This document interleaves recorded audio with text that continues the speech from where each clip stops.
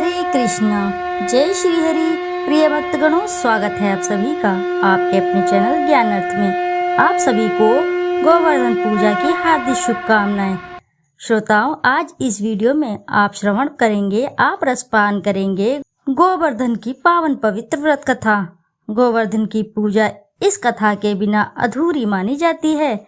यदि आपने गोवर्धन व्रत रखा है या फिर नहीं भी रखा है तो भी इस कथा को ध्यान पूर्वक मन लगाकर सुनने से भगवान श्री हरि की कृपा से ऐसे साधक के घर में अटल संपत्ति, तेजस्वी पुत्र और सौभाग्य का वरदान अवश्य ही प्राप्त होता है। दीपावली के दूसरे दिन कार्तिक शुक्ल प्रतिपदा को अन्नकूट और गोवर्धन की पूजा की जाती है। मुख्यतः ये प्रकृति की पूजा है। इसका आरंभ भगवान श्री कृष्ण ने किया था। इस दिन प्रकृति के आधार के रूप में गोवर्धन पर्वत की पूजा की जाती है और समाज के आधार रूप में गाय की पूजा की जाती है। ये पूजा ब्रज से आरंभ हुई थी और धीरे धीरे भारत में प्रचलित हुई। इसके पीछे की कथा आती है कि इंद्रदेव की पूजा ना करके भगवान श्री कृष्ण ने गोवर्धन पर्वत की पूजा करवाई और जब ब्रज जलमग्न हो गया तो भगवान श्री कृष्ण ने गोबर पर्वत को उठा करके ब्रजवासियों की रक्षा की थी। इस बार अन्नकूट और गोवर्धन पूजा 2 नवंबर शनिवार की ही मनाई जाएगी। गोवर्धन की प्रतिपदा तिथि की शुरुआत 1 नवंबर यानी आज शाम को 6:16 पर शुरू होगी और तिथि का समापन 2 नवंबर यानी कल रात 8:21 पर होगा। उदया तिथि के अनुसार इस बार गोवर्धन और अन्नकूट का त्योहार 2 नवंबर को ही मनाया जाएगा। इस दिन सबसे पहले शरीर पर तेल की मालिश करके स्नान करें। इसके बाद घर के मुख्य द्वार पर गाय के गोबर से गोवर्धन पर्वत की आकृति बनाएं। साथ ही उस पर पर्वत को घेर कर आसपास ग्वालपाल पेड़ और पौधों की आकृति बनाएं। इसके बाद गोवर्धन के पर्वत के बीचों बीच भगवान श्री कृष्ण की मूर्ति या तस्वीर लगाएं। इसके बाद गोवर्धन पर्वत और भगवान श्री कृष्ण की पूजा करें। पूजन करने के बाद अपनी मनोकामनाओं की प्रार्थना करें। इसके बाद भगवान श्री कृष्ण को पंचामृत और पकवान का भोग लगाएं। ऐसी मान्यता है कि इस दिन जो लोग गोवर्धन पर्वत की प्रार्थना करते हैं उन लोगों की संतान से संबंधित समस्याएं समाप्त हो जाती हैं। इस दिन श्रद्धालु तरह तरह की मिठाइयां और पकवानों से भगवान श्री कृष्ण को भोग लगाते हैं। यही नहीं, इस दिन 56 भोग बनाकर भगवान श्री कृष्ण को अर्पित किए जाते हैं और इन्हीं 56 तरह के पकवानों को अन्नकूट बोला जाता है। इस दिन मंदिरों में भी अन्नकूट का आयोजन किया जाता है। गोवर्धन पूजा करने के पीछे धार्मिक मान्यता है कि भगवान श्री कृष्ण इंद्र का अभिमान चूर करना चाहते थे। इसके लिए उन्होंने गोबर पर्वत को अपनी छोटी उंगली पर उठाकर गोकुलवासियों की इंद्र से रक्षा की थी। माना जाता है कि इसके बाद भगवान श्री कृष्ण ने स्वयं कार्तिक शुक्ल प्रतिपदा को ये दिन 56 भोग बनाकर गोवर्धन पर्वत की पूजा करने का आदेश दिया था। तभी से गोवर्धन पूजा की प्रथा आज भी कायम है और हर साल गोवर्धन पूजा और अन्नकूट का त्योहार मनाया जाता है। तो आइए ध्यान लगाकर रसपान करते हैं गोवर्धन की पावन पवित्र व्रत कथा। गोवर्धन की पूजा को हिंदू धर्म में विशेष रूप से महत्व दिया जाता है। ऐसी मान्यता है कि इस दिन गोवर्धन की कथा, अन्यथा पूजा और व्रत सफल नहीं माने जाते। हमारे देश में दिवाली के उत्सव में एक सबसे बड़ा खास पर्व होता है गोवर्धन का।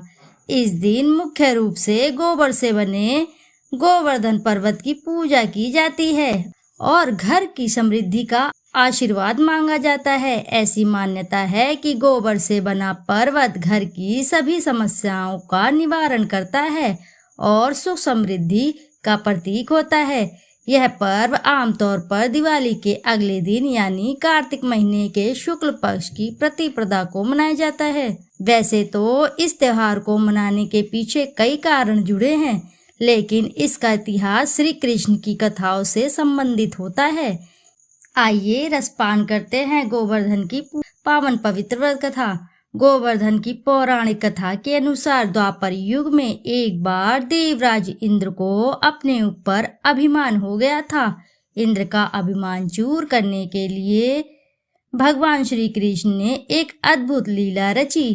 श्री कृष्ण ने देखा कि एक दिन सभी ब्रिजवासी उत्तम पकवान बना रहे थे और किसी पूजा की तैयारी में व्यस्त थे। इसे देखते हुए श्री कृष्ण जी ने माता यशोदा से पूछा कि यह किस बात की तैयारी हो रही है। श्री कृष्ण की बातें सुनकर यशोदा माता ने बताया कि इंद्रदेव की सभी ग्रामवासी पूजा करते हैं, जिससे गांव में ठीक से वर्षा होती रहे और कभी भी फसल खराब ना हो और अन्न धन बना रहे। उस समय लोग इंद्रदेव को प्रसन्न करने के लिए अन्नकूट का महत्व चढ़ाते थे। यशोदा मैया ने श्री कृष्ण जी को यह बात बताया कि इंद्रदेव की कृपा से ही अन्न की पैदावार होती है और उनसे गायों का चारा मिलता है। इस बात पर श्री कृष्ण ने कहा कि फिर इंद्रदेव की जगह गोबर पर्वत की पूजा होनी चाहिए, क्योंकि गायों को चारा वहीं से मिलता है। इंद्रदेव तो कभी प्रसन्न नहीं होते हैं और ना ही दर्शन देते हैं।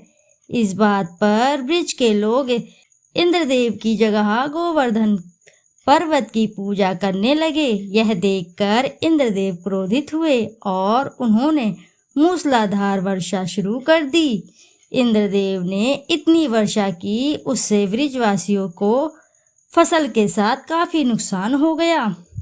ब्रिजवासियों को परेशानी में देखकर श्री कृष्ण ने अपने कनिष्ठा उंगली पर पूरा गोवर्धन पर्वत उठा लिया और सभी ब्रिजवासियों को अपने गाय और बछड़े समेत पर्वत के नीचे शरण लेने के लिए कहा। इस बात पर इंद्र कृष्ण की यह लीला देखकर और क्रोधित हो गए और उन्होंने वर्षा की गति को और ज्यादा तीव्र कर दिया। तब श्री कृष्ण ने सुदर्शन चक्र से कहा कि आप पर्वत के ऊपर विराजमान होकर वर्षा की गति को नियंत्रित करें और शेषनाग से कहा कि आप मेड़ बनाकर पानी को पर्वत की ओर आने से रोकें। इंद्र लगातार 7 दिन तक वर्षा करते रहे। तब ब्रह्मा जी ने इंद्र से कहा कि श्री कृष्ण भगवान विष्णु के अवतार हैं और उन्होंने कृष्ण जी की पूजा की सलाह दी। ब्रह्मा जी की बात सुनकर इंद्र ने श्री कृष्ण से क्षमा मांगी और उनकी पूजा करके अन्नकूट का 56 तरह का भोग लगाया। तभी से गोवर्धन पूजा की जाने लगी और श्री कृष्ण को प्रसाद में 56 भोग चढ़ाया जाने लगा। ऐसी मान्यता है कि श्री कृष्ण को गायों से अत्यंत प्रेम था और वो गायों तथा बछड़ों की सेवा किया करते थे। यह भी माना जाता है कि गायों का गोबर अत्यंत पवित्र होता है, इसलिए इसी से गोवर्धन पर्वत मनाना और इसका पूजन करना फलदायी माना जाता है। इस दिन गोबर से गोवर्धन पर्वत की आकृति बनाई जाती है और इसके चारों कोनों में करवा की सीकें लगाई जाती हैं। इसके भीतर कई अन्य आकृतियां भी बनाई जाती हैं और इसकी पूजा की जाती है। गोवर्धन के दिन गाय की पूजा का बहुत ही विशेष महत्व है। ऐसा माना जाता है कि इस दिन जो भी गोवर्धन की इस कथा का पाठ करता है और श्रद्धा पूर्वक गायों को गोबर से बने पर्वत की पूजा करता है, उसकी सभी मनोकामनाओं की पूर्ति होती है। इति शुभम। प्रेम से बोलिए जय श्री हरि लक्ष्मी नारायण की जय। प्रिय भक्तगणों, यदि आपको कथा अच्छी लगी है तो वीडियो ज़रूर लाइक करें, साथ ही चैनल को सब्सक्राइब करें और एक बार अपनी सच्ची श्रद्धा के साथ कमेंट बॉक्स में ज़रूर लिख दें जय श्री लक्ष्मी नारायण की जय। फिर मिलते हैं आपसे ऐसी ही किसी नई कथा कहानी में। जब तक के लिए नमस्कार श्रोताओं।